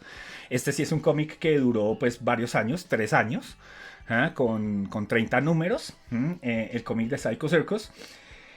Ya después del trabajo con Image, pues Kiss se fue para otras editoriales como Dark Horse, IDW, bueno, en fin, y ya hoy en día pues no sé con qué editorial estén. Pero entonces fue ese trabajo en el cual estuvieron participando, pues bueno, Todd McFarlane estuvo participando en lo que era el guión, pues Gene Simmons también dice que entre ellos dos iban como que pasándose la pelota y como la lluvia de ideas para la obra. Como les digo, ya después de ver ese impacto del cómic, que el cómic inició en el 97, pues entonces Kiss ya decide sacar su álbum homónimo, Psycho Circus, el año siguiente. 1998, y el álbum tiene algunos guiños a lo que es la historia del cómic, pero en realidad no es estrechamente relacionado, porque hablamos de otras obras y de por sí voy a aprovechar la oportunidad para mencionarla, por más funado, como dicen por ahí, que hoy en día se encuentre el señor creador de esta obra. Tenemos este caso del álbum de La Última Tentación de Alice Cooper, The Last Temptation of Alice Cooper, que inclusive sucedió antes de Psycho Circus. Sí, Psycho Circus es, bueno, el cómic del 97, el álbum del 98, pero en el año 1994, este gran artista que nosotros también idolatramos, que es Alice Cooper, decide sacar un álbum temático y acompañarlo también de un cómic. Y en este caso sí es un cómic de 3 números nomás. ¿Sí? O sea, fíjense lo que fue Psycho Circus, 3 años, 30 números. La Última Tentación, solo 3 números en un solo año, ¿no? En el 94. Pues el señor contacta a ya sabemos quién, sí, que hoy en día pues, es está de cierta jugando forma con fuego. un innombrable, está lo voy a dejar así. Con fuego. No, pero yo creo que hay que mencionarlo, o sea, porque finalmente él lo escribió. Sí, en su época pues estaba en pleno furor, ¿no? O sea, era alguien bastante famoso, ya había hecho su nombre con su obra, con Sandman, ¿no? Ya pues, tenía su nombre, también tenía su propio artista, a Michael Sully. Entonces pues, perdón, ya iba a decir Gene Simmons. Alice Cooper le cuenta la idea a este señor, el innombrable, al señor Neil, llamémoslo, ¿sí? Señor Neil se portó mal, bueno, en fin. Y hacen a la par tanto el álbum como el cómic. Entonces sí se ve una armonía entre las dos cosas. Las letras del álbum calan o se combinan perfectamente con la lectura del cómic. Muchas de las letras de las canciones del álbum se ven en el mismo cómic, y a veces pues el cómic es todo chistoso porque uno lo va leyendo y se ve como medio poético así, pero es precisamente por esa relación que tiene con el álbum como tal. Sí, entonces digamos que está ese producto que sí hay una relación estrecha, y repito, fue un producto de 3 años antes. Entonces al salir Psycho Circus la gente cree que, inclusive se creía que el álbum fue basado en el cómic, pero en realidad no, aunque hay unos guiños entre lo uno y lo otro. Por ejemplo, pues esto de We Are One, que para mí yo diría que esa es mi canción favorita de ese álbum. Entonces está que también es uno de los muchos dichos que se mencionan a lo largo del cómic. En este cómic sí quiero mencionar algo muy curioso, muy chistoso. Pues el cómic fue dibujado en su mayoría de números por Ángel Medina. Ángel Medina fue el que le recibió básicamente la batuta a Capullo en Spawn, pero pues eso fue después de que trabajara en Psycho Circus. También un artista ya hoy en día muy reconocido, el señor arquitecto, pues puede que nos dé más datos al respecto de él. Y las tintas fueron hechas por Kevin Conrad. Kevin Conrad era pues básicamente el amigo de Greg Capullo, ¿sí? Y también estuvo trabajando con Tony Daniel.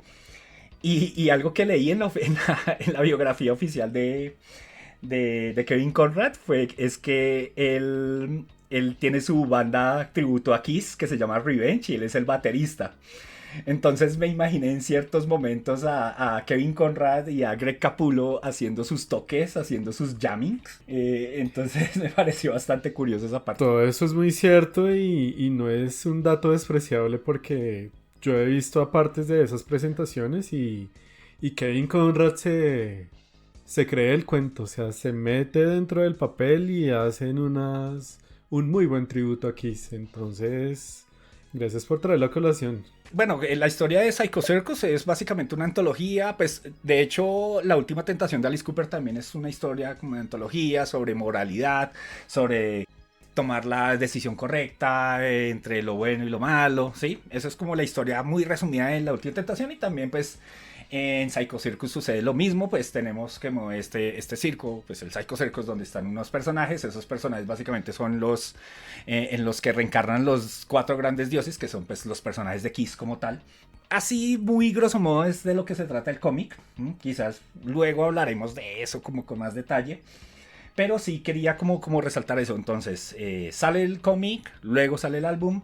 Lo uno no tiene que ver necesariamente como el otro. El álbum puede que haya sido de cierta forma criticado en su época cuando salió y todo, o hoy en día, no sé, realmente no me interesa. Me gusta ese álbum, pero igual el cómic siguió hasta el 2000. Se terminó, ¿sí? Kevin Conrad fue el que entintó todo el cómic. De hecho, él considera a Psycho Circus su gran obra, ¿sí? su obra maestra como tal. Ya después pues vinieron otros trabajos en los que él estuvo, pero pues él tiene, y por lo que acabamos de mencionar, su banda tributo a Kiss. O sea, me imagino que era el fanboy de Kiss desatado en esa obra como tal. Y fue tanto así el éxito del cómic que generó, o sea, sí, o sea, yo digo que el cómic como que terminó siendo más importante que el álbum, ¿no? Porque cuando a punto de finalizar el cómic dio también para un videojuego, sí, para Dreamcast y para computadores, que se llama The Nightmare Child. Bueno, Kiss, Psycho Circus, The Nightmare Child. Y es de estos juegos de primera persona, los FPS, un first person shooter, así como lo fue Ed Hunter en su época. Esa tendencia también de las bandas, y quizás, no sé si en algún momento hablemos de eso, de videojuegos basados en bandas. Pero tenían su videojuego también. Entonces otro producto más que se suma a la lista de lo que es ese imperio comercial llamado Kiss, ¿no? Entonces eso quería como mencionar al respecto. Oiga, qué buena contextualización acerca de ese cómic y acerca de Kiss. Podríamos concluir que estas bandas que son como más teatrales, que tienen maquillaje y que tienen como un lore detrás de todo eso, es decir, que tienen como un argumento, casi que una mitología, son los que están prácticamente más interesados en como que sacar su música para otros medios digitales, porque pues ya mencionamos aquí, mencionamos a Alice Cooper, y yo no sé, yo me muero de ganas por ver algún álbum de King Diamond en viñetas. Pero bueno, Kiss Psycho Circus, qué buenas memorias. Por lado y lado, porque por un lado, ya ustedes, queridos oyentes, saben que nuestro periplo comiquero empezó en los años 90 con todas las ediciones que empezó a traer el grupo editorial Beat desde México a publicarlos aquí en Colombia. El Psycho Circus fue uno de los que llegó a nuestras manos también. Es impresionante, era impresionante esa sensación de tenerlo en las manos, era como tener esas estrellas reconocidas, pero con unas historias súper enrevesadas, tal como usted lo mencionaba muy por encimita, y se dice muy fácil, pero los 4 que son uno realmente eran unas deidades que llevaban siglos, milenios existiendo en la faz de la tierra y que reencarnaban en ciertos humanos. Ese era como el argumento principal de Psycho Circus, en el que estaba el maestro de ceremonias, estaban como todos los personajes, el payaso, el fortachón, pero cada uno realmente tenía dentro de su ser a esa deidad, y realmente casi que eran entidades que estaban sobre el bien y el mal. Recuerdo mucho que ellos iban pues así muy gitanos de pueblo en pueblo y afectando, no necesariamente ni bien ni mal, pero sí afectando la vida de los lugareños que llegaban a presenciar ese circo. Entonces, qué buena experiencia. Y sobre todo, recuerdo mucho que en ese momento ya se estaba publicando Spawn, pues claramente ya llevaba muchos años, y tener como todo ese gen Image Comics, que siempre tengamos a McFarlane en letras mayúsculas como realizando, él escribía como todas las historias, y que visualmente fuera tan atractivo, pues yo me acuerdo que se metió mucho en nuestros corazones. Y en paralelo a mis manos llegó el CD de Kiss. Recuerdo que fue especial por muchas cosas. Primero, lo consiguió a un precio increíblemente barato, aunque 10,000 pesos del año 98 tal vez no sea tan barato, pero es que aquí en Colombia los CDs originales hago mucho énfasis porque la piratería se tomó las calles. No bajaban de 40,000 pesos, eso es un despropósito. Y conseguir ese CD nuevo en 10,000 pesos, además de una de mis bandas favoritas, Kiss, y con una portada con este efecto, eso que era como prismático, ¿cómo es que se llama ese efecto? Sí, uno lo llamaba como holográfico, pero creo que esa no es la palabra. Sí, era como prismático, de eso de que uno ve Sí, de un lado y del otro. Se pone a girar la cabeza para ver todo lo que tiene la portada. Exacto, que tiene como esas rayitas horizontales y representadas imágenes, entonces brutal.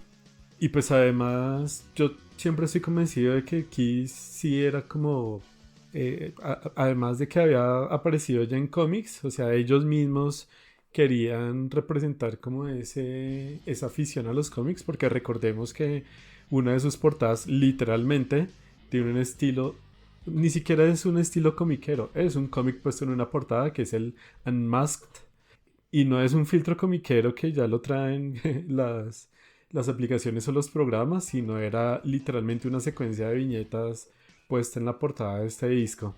Entonces, pues qué buenos recuerdos, y qué gran artista Ángel Medina. Sí, como usted lo dice, él tomó el testigo de Greg Capullo después de que hizo su cierre con letras mayúsculas en el número 100 de Spawn. Pues bueno, ya que usted mencionó un caso de éxito en el que una banda quiso producir un cómic, entonces yo le voy a contar un caso contrario, y es en el que una banda realmente produjo un álbum basado en un cómic, y en este caso vamos a hablar de The Dark Saga de los estadounidenses Iced Earth. ¿Los había escuchado nombrar, señor Dieguito? Hasta en vivo los he visto, Dios mío. Qué bandola, Dios. Pues ya la mencioné hace un ratico. Ah, no, la falsa humildad, ¿no? Em, lo que iba a decir era, pues ahorita la mencioné, ¿no? Y lo que había dicho, pues lo que hizo Greg Capullo con las portadas de ellos. Y sí, hoy en día, pues digamos, es otra banda que todo el mundo anda de capa caída. Uno puede separar el arte del artista, pero hay cosas que realmente no se deben hacer. Y bueno, en fin, es otro tema que no es necesario abordar. Pero sí, no, Iced Earth me encanta, los he visto en vivo. John Schaffer, el reo, el presidiario, no sé qué habrá pasado con eso. Por problemas políticos, ¿no? Son cosas políticas, son asuntos políticos, no nada así que atente contra la integridad humana, sino la integridad física y los entes gubernamentales. Bueno, en fin, vale.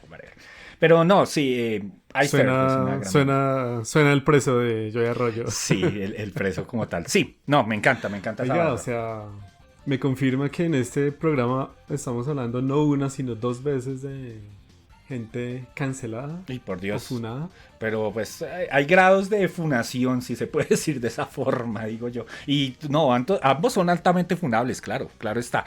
Pero pues, ¿qué podemos hacer? Crearon obras maestras, entonces, como Diomedes Díaz, precisamente. Sí, o sea, ya que hablamos.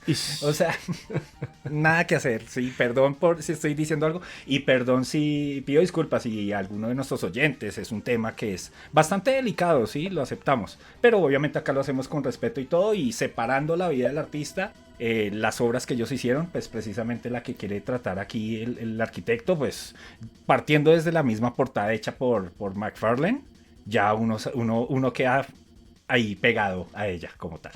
Pues bueno, para dar un poquito de contexto, y sé que esta información es de la que pasa de moda muy rápido, John Schaffer, el líder de la banda y guitarrista y casi que prácticamente la persona que le dio todo el estilo gráfico, musical, etcétera, pues resulta que resultó siendo un personaje de ultraderecha y simpatizante de el recién elegido presidente de los Estados Unidos, Donald Trump, tanto así que participó en la toma del Capitolio por allá en el año 2001, creo que fue.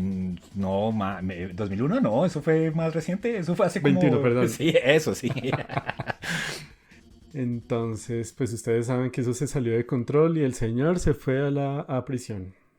Me acaba de llegar un boletín en el que dicen que Donald Trump lo perdonó con esas cartas famosas que emitió con él y con muchas otras personas. Pero bueno, no nos pongamos a tocar temas álgidos. Pues The Dark Saga es un álbum de Iced Earth que nada más y nada menos, sin darle más vueltas al asunto, está basada en nuestro personaje Spawn. Y ustedes ya saben que este no es un podcast normal. Este podcast es un caballo de Troya para siempre hablar de Spawn.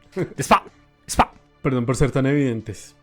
Pero bueno, aquí se da un caso muy especial y es que la banda fue y contactó a McFarlane y le dijeron, oiga, nos gusta mucho su personaje, nos gusta mucho como todo el universo que se creó, la estética.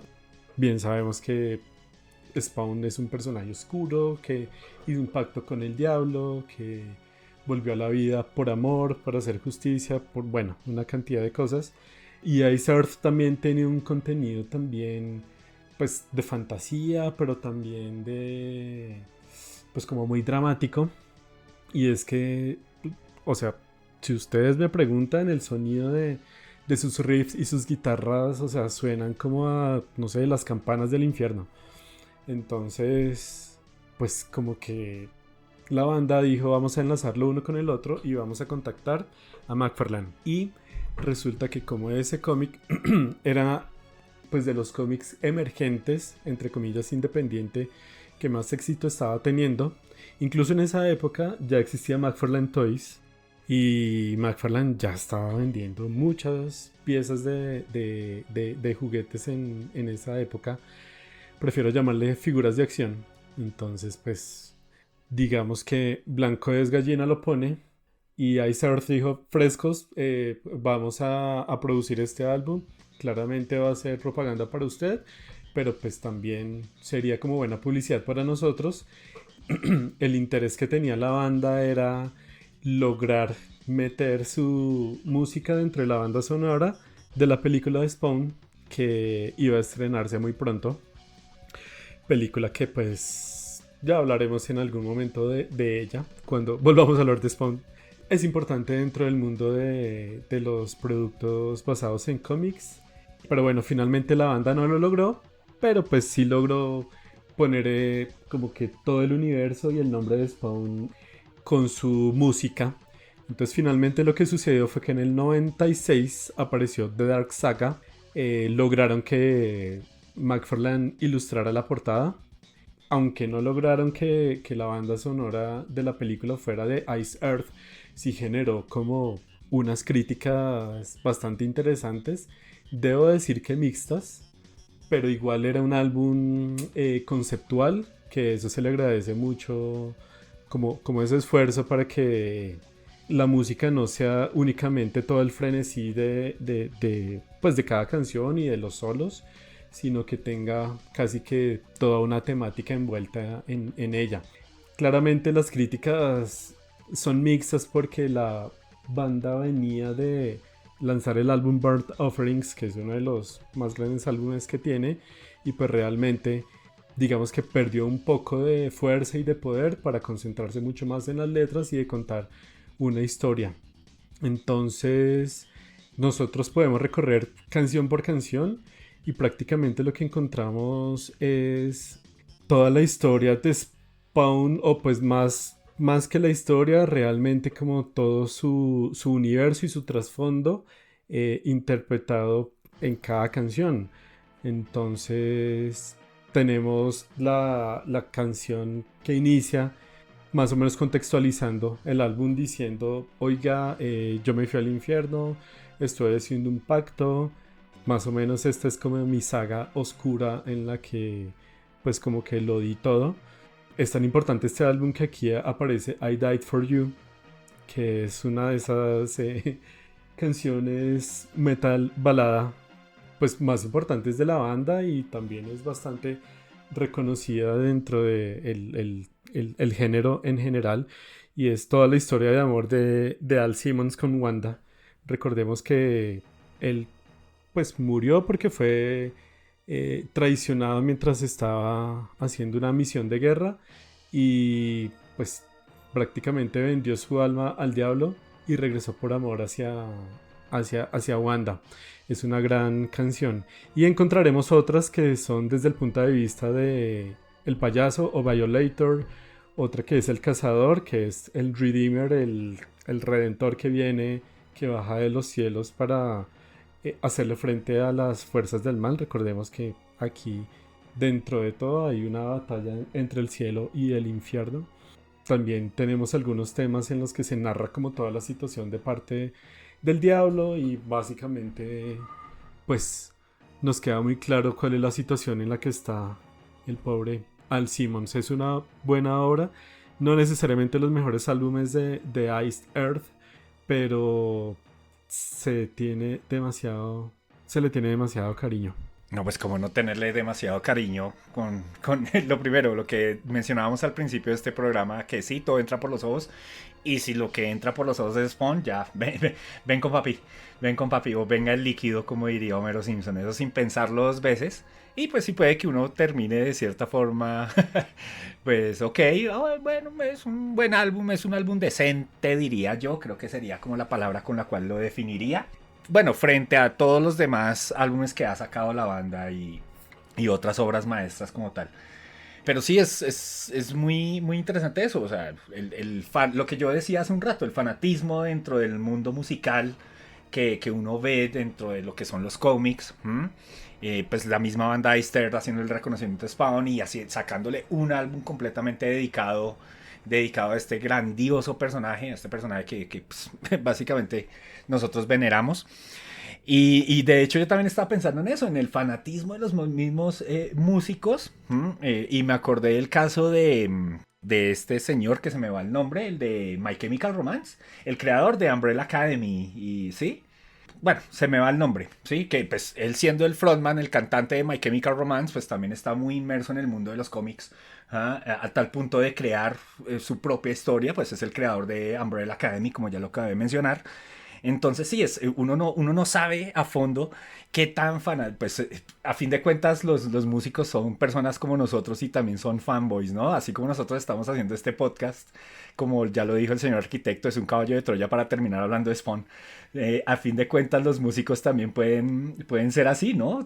A tal punto de pues ya gozando de su fama y teniendo pues los medios para pues hacerlo de forma legal, de forma oficial, pues rendirle tributo a las cosas que ellos pues adoran.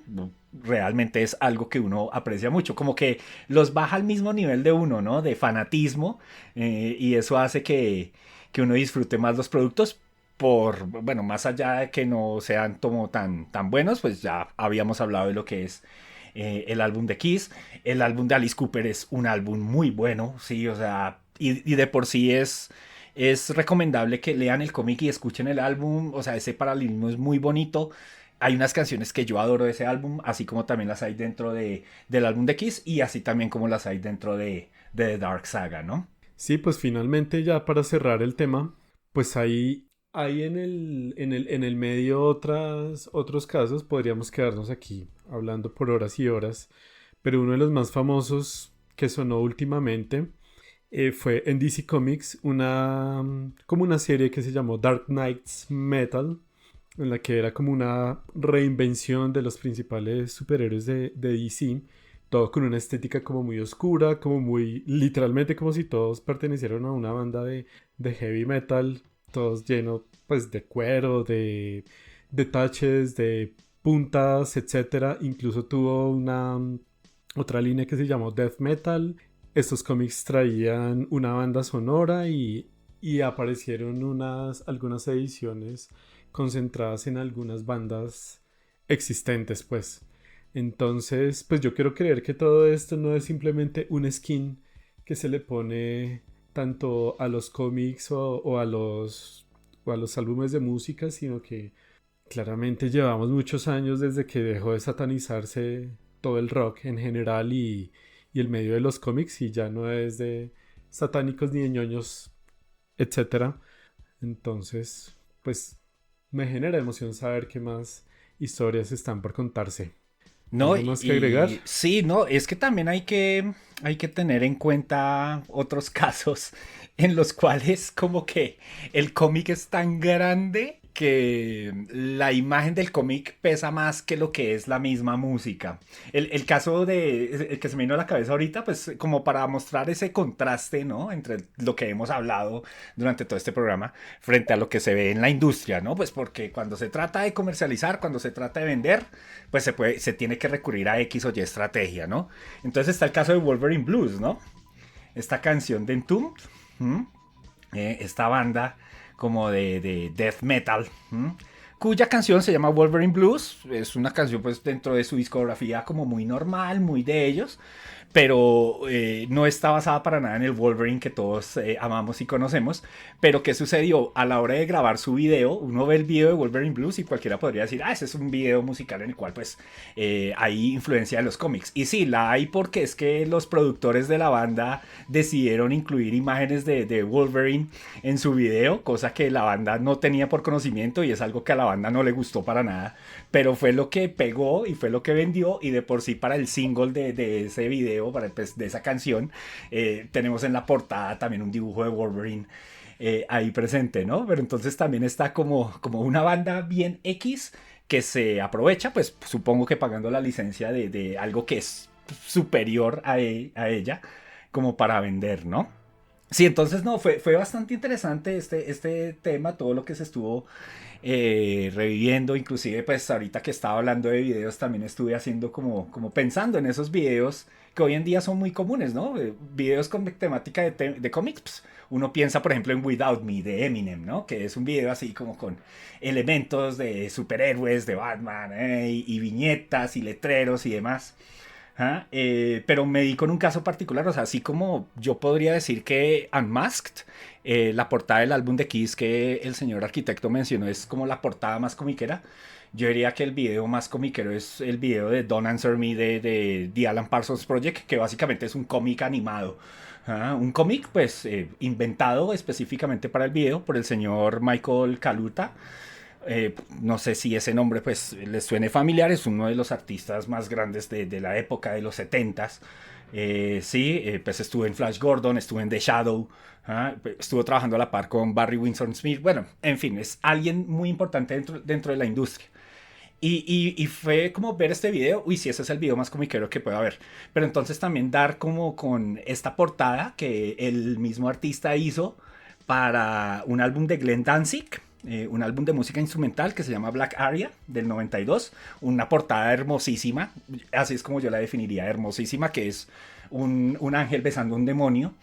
Sí, y repito, evoca, eso es muy Frank Frazetta, eso es muy... o sea, es realmente hermoso. Entonces, como ya lo mencionó el señor arquitecto, la invitación es pues que sí, una buscadita por internet o simplemente pues con el playlist que esperamos pues otorgarles a ustedes, las personas que nos están escuchando. Créanme que se van a sorprender porque en serio hay obras que son muy, muy, muy, muy bonitas. Y ya lo de la música, pues también para gustos colores, así también como con lo visual, ¿no? Ustedes definirán qué es lo que les gusta y sí nos gustaría saber dentro de los comentarios cuáles de todas las portadas que hemos mencionado y que ustedes ya han visto les parecen como las más bonitas, las mejores, las que tienen más sentido. O dentro de la música también pueden opinar, no hay problema. Ay, a mí no me gusta Psycho Circus. Oh, no, The Last Temptation hay que quemar ese álbum.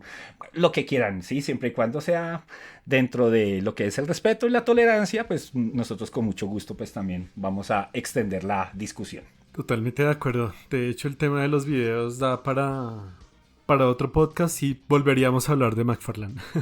Spawn es inevitable como Thanos en este podcast. Es nuestro Señor y Salvador. Amén y amén. Entonces, sin nada más que agregar, feliz noche, Dieguito. Feliz noche, señor arquitecto Alejandro Pinillo. Es un placer esta charla. También feliz noche para nuestro otro compañero o compañeros. ¿Qué tal se nos venga algo luego? No sabremos. Y también pues para ustedes que nos escuchan, que tengan una feliz noche o una feliz día.